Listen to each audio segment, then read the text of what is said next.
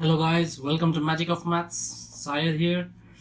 Well, today we are going to see about a famous equation in mathematics represented as ax squared plus bx plus c equals to 0. Yeah, this is called a quadratic equation.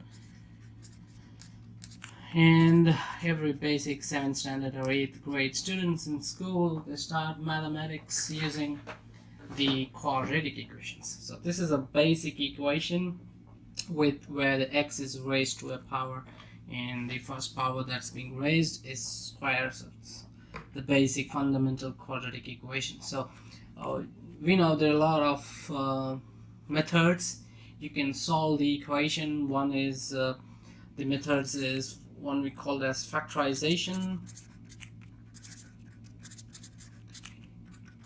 and commonization. Second, plot the graph. Put values as, like, you have to assume this as y and then put values for x, then plot for y. Then wherever x is 0, that means, wherever the y is 0, that means you have x, which are nothing but the roots. So you can plot the graph, but today's video we are going to talk about a beautiful formula given by Sridhar Acharya, who lived around, I think, 750 AD in a place called Hooghly, West Bengal. So he gave us the formula, which is very commonly used in all over the world. Yeah, one more thing. Yeah, this formula is from an Indian. Yeah, we should be proud of that. So Sridhar Acharya gave that the solution for x is given by a quadratic formula called minus b plus r minus root of b square minus 4ac divided by 2a. So this is the quadratic equation formula that can give us the roots, that's x, value of x for a quadratic equation ax squared plus bx plus c. Beautiful formula, right? 750 AD, almost 1300 years back. So that's a different thing. But right now what we are going to do in this video is that how did he arrive in this formula? Yeah, so it's everyone knows the formula, but very few people have gone through a lot of works like Wikipedia or any blogs, like how did Sridhar Acharya came up with this formula for deriving the roots of x for the quadratic equation ax squared plus bx plus c equal to 0. Very much important. So what we are going to see in this video is that I'm going to follow a basic mathematical principle, okay, which I used to formulate in my school days when I am not getting the answer for the question. So this is called as reverse formulation.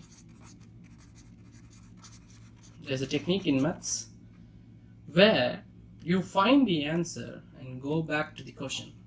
So if you know the answer for the question, assume that answer to be true and solve till I get the question.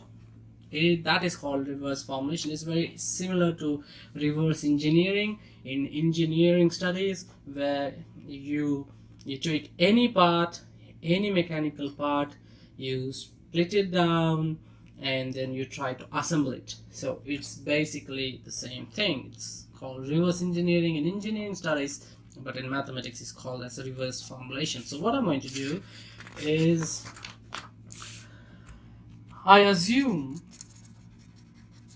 okay, x, this equation, quadratic equation, to be true.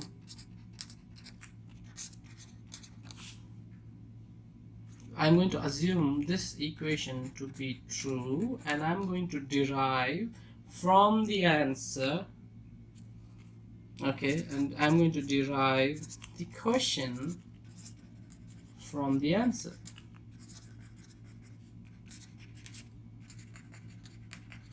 This is one of the most trickiest methods in mathematics where you find the answer.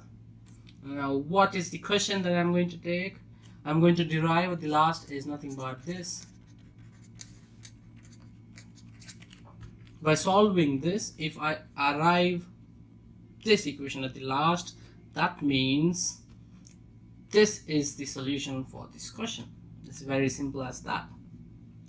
So I'm going to take the formula x is equal to minus b plus or minus root of b square minus 4ac divided by 2a.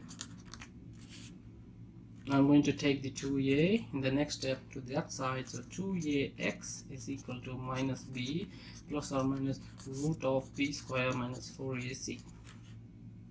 I'm going to bring that b this side, so it's 2ax plus b equal to plus or minus root of b square minus 4ac. I'm going to square on both the sides, so 2ax plus b the whole square equal to plus or minus root of b square minus 4ac the whole square. So this is nothing but a square plus b square the whole square, which is nothing but 4a square x square plus b square plus 4axb equals to this square and the root gets cancelled, so b square minus 4ac. We find b square as common and we bring the minus 4ac to this side, so what we get is nothing but 4a square x square plus 4axb plus 4ac equals to 0. Now we can see that 4a is common, so I divide by 4a on both the sides, so I get ax square plus bx plus c equal to 0. This is the quadratic equation. So very simple. So if I assume this is the answer and then if I solve it, I get the question. This is called reverse formulation. You can apply this reverse formulation in many methods. If you find any problem to be very difficult in mathematics, you just have to go through the steps given in guide or how your teacher gives you the notes, then go to the answer directly and try to solve the problem from the answer way back to the question. That would be much more easier than solving the question to the answer. Solve the question from the answer, not the direct way. So this will help you to get immense knowledge on how maths work. For example, I'm going to show you one more example how the reverse formulation works. For example, let us take a right angle triangle. Sides BA, B and C. Okay. Now what I'm going to prove you, I want to prove Pythagoras theorem.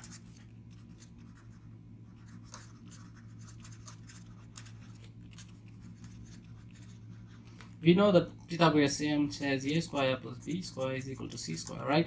Now this is the question. I need to prove Pythagoras theorem.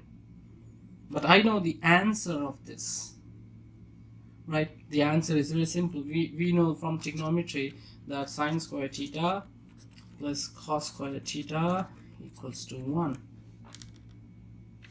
This is the solution derived from Pythagoras theorem. So if I solve the answer, if I derive the question from the answer, I will end up eventually to the question, which is nothing but the Pythagoras theorem. So if I could work, we know that if in a right angle triangle, if this is the theta and this is 90 degree, so what is sine theta? Sine theta is nothing but a by c. A by c the whole square.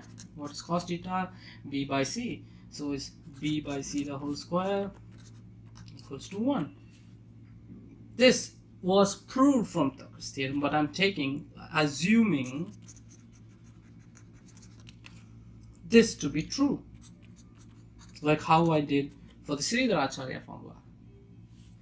So, this becomes a square plus b square by c square is equal to 1, which is nothing but a square plus b square is equal to c square.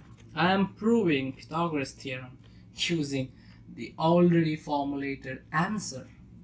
This is an example of reverse formulation, where you go from the answer back to the question and you prove that question. And if that is being proven, if you get the question back, that means whatever you have assumed as the solution, this as the solution will be true. This reverse formulation is nothing but magic of maths.